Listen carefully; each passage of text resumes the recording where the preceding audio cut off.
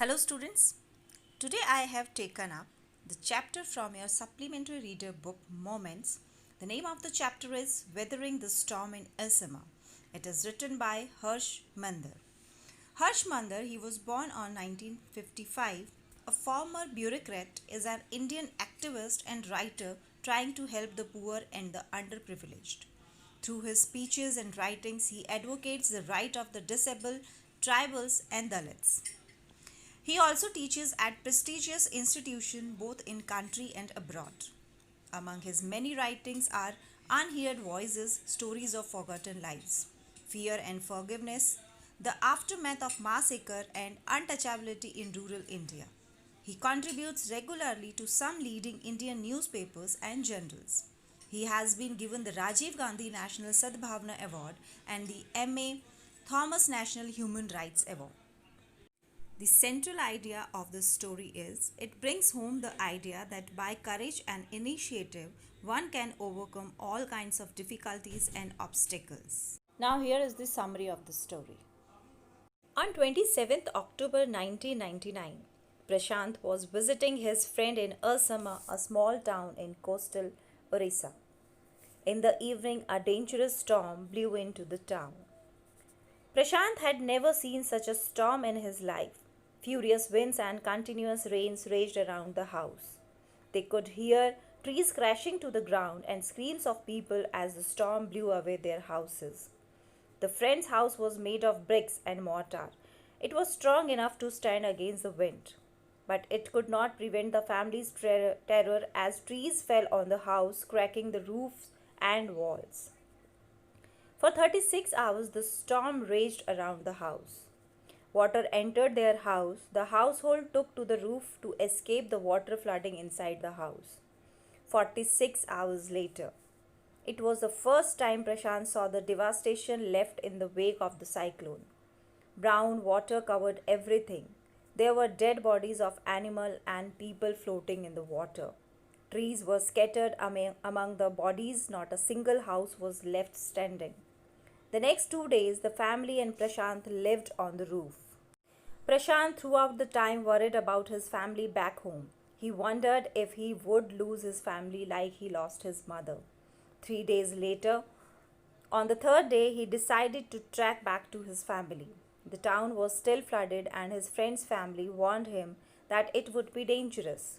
But Prashant was determined. It was a long and difficult journey for Prashant. He used a stick to find his path. As he walked further, he had a first-hand experience of the devastation that he had earlier seen on the roof.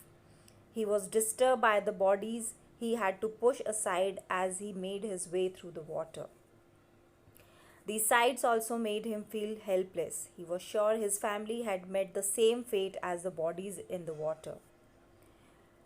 When he reached his village, Kalikuda, Prashant was terrified to find his house destroyed. There was no one in sight. He decided to go to the nearby Red Cross shelter to search for them. As he entered the shelter, he saw his maternal grandmother. His grandmother rushed to him crying. She thought it was a miracle that he was alive. Prashant took count of his family. He felt grateful they were all alive. The next day, Prashant took stock of the situation in his village.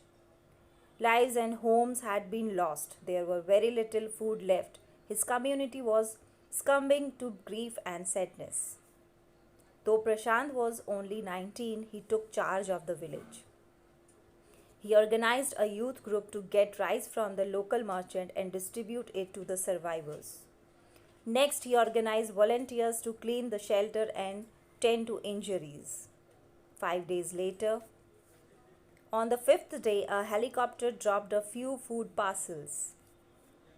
When it didn't return, the youth volunteer collected empty utensils.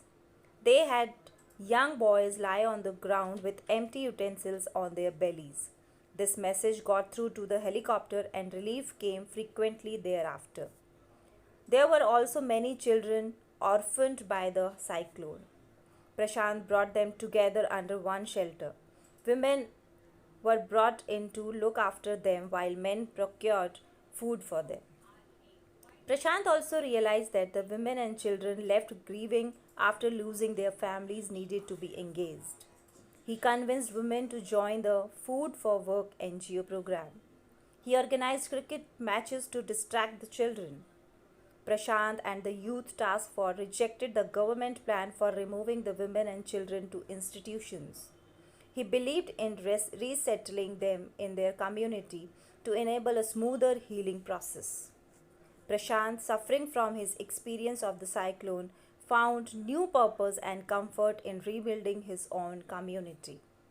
Whenever a woman or child felt sad, they would seek the support of Prashant. His efforts show now a crisis can bring about heroism even in ordinary people. This is all about this chapter, Weathering the Storm in Ersama. If you have any query related to this chapter, feel free to ask. Thank you. Stay home. Stay safe.